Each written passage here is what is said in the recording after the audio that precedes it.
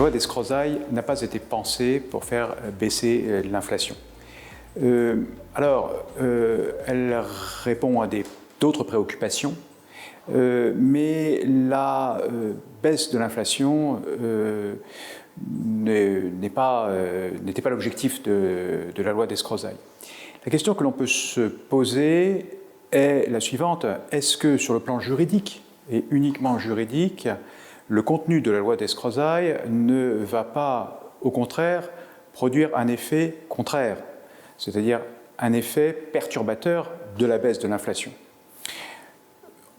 Sur ce point, bien entendu, et compte tenu du nombre des facteurs hétérogènes qui rentrent en ligne de compte, il est difficile de donner une réponse définitive. Néanmoins, on relève à la lecture de la loi d'Escrozaille certaines dispositions qui sont en fait de nature fondamentalement inflationniste, donc contraire à l'effet recherché aujourd'hui par les pouvoirs publics. Quelles sont ces dispositions?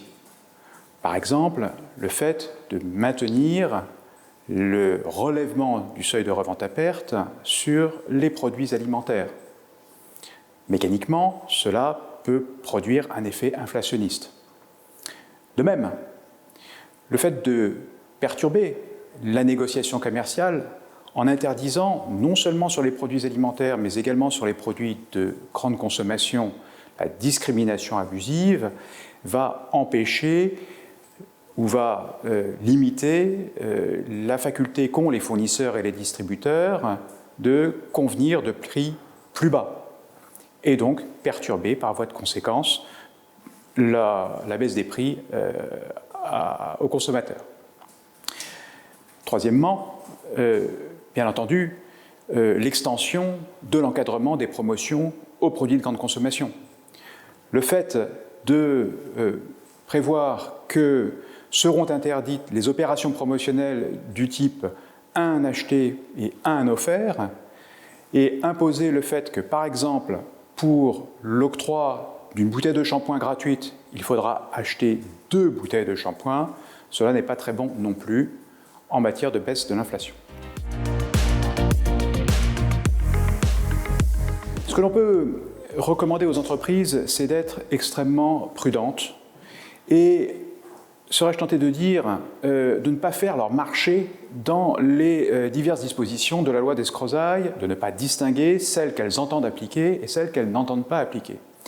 Pourquoi? Parce que, et c'est un point sur lequel on n'assiste pas nécessairement, les dispositions nouvelles de la loi d'Escrozaille sont extrêmement sévèrement sanctionnées.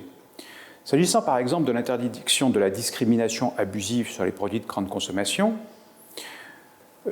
interdiction qui réapparaît après avoir été exclue du champ légal pendant une quinzaine d'années, eh bien on voit que ces dispositions sont assorties de très lourdes amendes civiles qui peuvent atteindre 5 millions d'euros ou 5% du chiffre d'affaires réalisé par les contrevenants.